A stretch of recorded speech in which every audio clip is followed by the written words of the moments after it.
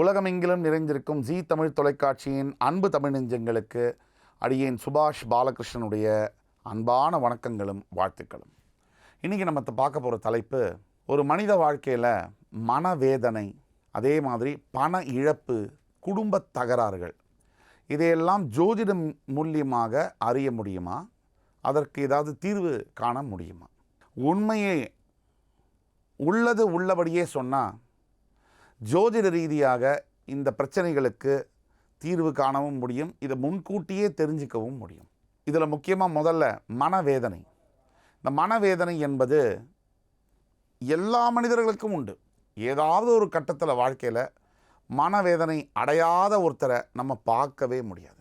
இதில் பண இழப்பு கிட்டத்தட்ட 95% பேர்களுக்கு உண்டு. அதே மாதிரி குடும்ப தகராறு, இது இல்லாத நபர்களை உலகத்தில் பார்க்கவே முடியாது. அப்போ எல்லோருக்கும் இருக்குது இந்த பிரச்சனைகள். இப்போ மனசு ஒருத்தருக்கு சரியாக இல்லை அப்படின்னு சொல்லணுன்னா, சந்திரன் அந்த நிலையில் இல்லைன்னு அர்த்தம். இருக்க வேண்டிய இடத்துல இல்லை. சந்திரன் மனோகாரகன் அப்படின்னு சொல்கிறோம் ஜோதிட ரீதியாக. சந்திரன் தான் மைண்டு. இந்த மைண்டு சரியில்லைன்னா சந்திரன் சரியில்லைன்னு அர்த்தம். சந்திரனை சனி பிடிக்கிறார் அப்படின்னா அதுதான் ஏழரை சனின்னு நம்ம சொல்கிறோம். அப்போ சனி சந்திரனை பிடிச்சிட்டாருன்னா என்ன ஆகும்? மைண்டு டிஃப்யூஸ் ஆகிடும்னு சொல்லுவாங்க. அதாவது செயல் இழந்து விடும்னு சொல்லுவாங்க. மனம் செயல் இழந்து விட்டால் வாழ்க்கையில் எதுவும் சரியாக செய்ய முடியாது.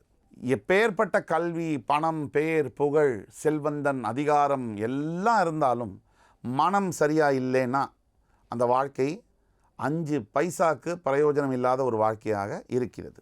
முக்கியமாக இந்த ஏழரை சனி, அஷ்டம சனி காலகட்டத்தில் மட்டும் இல்லாமல் ஒருவருடைய தனிப்பட்ட பிறப்பு ஜாதகத்தில் குரு பகவான் ஏதாவது ஒரு நிலையில் நீச்சமோ அல்லது அவர் கெட்டுப்போயோ, குருவுடைய சுப லக்னங்களுக்கு, அதாவது தனுசு லக்னம், மீன லக்னம், கடகம், சிம்மம், மேஷம், விருச்சிகம், இந்த லக்னங்களுக்கு குரு கெட்டு போயிருந்து திசையை நடத்தினார்னா பண இழப்பு ஏற்படுவது என்பது உறுதி. அதே மாதிரி ராகுவோ சனியோ மகாதிசையை நடத்துகிறார்கள் என்ன, ராகு திசையை நடத்தும் போது ஒன்று உச்சக்கட்ட பண வரவு, இல்லை உச்சக்கட்ட பண இழப்பு, ரெண்டையுமே ஏற்படுத்துகிறார். கேது திசையை நடத்தினாலும் இதை நடத்துகிறார். அதே மாதிரி குடும்ப தகராறுகள். இந்த குடும்ப தகராறுகளில் 2 வகை உண்டு. தகராறு எப்பவுமே பண்ணிகிட்டு இருக்கிற குடும்பம், ஆனால் பிரியவும் பிரியாது. தகராறு ஒரு சில நிலைகளில், ஒரு சில நேரங்களில் பண்ணக்கூடிய குடும்பம், ஆனால் பிரிஞ்சு விடும். இப்போ 2 வகையான விஷயங்கள் இருக்குது. ஒரு சில மனிதர்களுக்கு எனக்கு தகராறு வேண்டாம், எனக்கு குடும்பம் தகராறு இருந்தாலும் பரவாயில்ல, குடும்பம் இருந்தால் போதும்னு சொல்லக்கூடியவர்கள் இருக்காங்க. ஆனால் சில பேர் என்ன சொல்லுவாங்கன்னா, எனக்கு தகராறு எனக்கு வேண்டாம், குடும்பமும் வேண்டாம், தகராறு பண்ணுறதா இருந்தால் எனக்கு குடும்பம் வேண்டாம்னு சொல்லுவாங்க. பல பேர் என்ன சொல்கிறாங்க, இன்னைக்கு காலகட்டத்தில் எவ்வளவோ பிரச்சனைகள் இருக்குப்பா, என் குடும்பத்தில் இல்லாத பிரச்சனைகள் இல்லை, தினசரி பிரச்சனை, இந்த வாழ்வே நரகமாக தான் இருக்குது, ஆனால் என்னுடைய மனைவியையோ என்னுடைய கணவனையோ நான் விடுறதுக்கு நான் ரெடியாக இல்லை, நான் தயாராக இல்லைன்னு சொல்கிறாங்க. ஆக இந்த குடும்ப பிரச்சனைகளை ஏற்படுத்தக்கூடியது எது?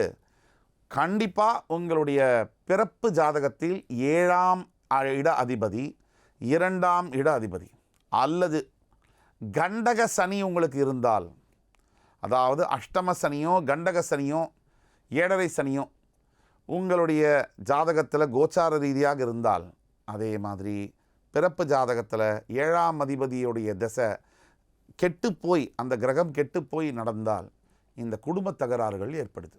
இப்போது இந்த 3மே எல்லோருக்கும் இருக்குது.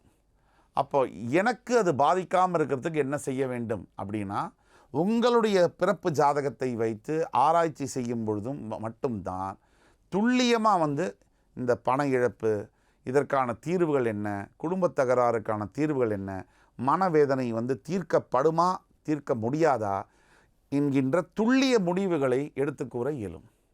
இந்த காணொளி உங்களுக்கு பிடிச்சிருக்கும்னு நம்புகிறோம். மறுபடி வேறொரு நிகழ்ச்சியில் உங்கள் அத்துணை பேரையும் சந்திக்கும் வரை உங்களிடமிருந்து விடைபெறுவது உங்கள் சுபாஷ் பாலகிருஷ்ணன். நன்றி, வணக்கம், வாழ்க வளமுடன்.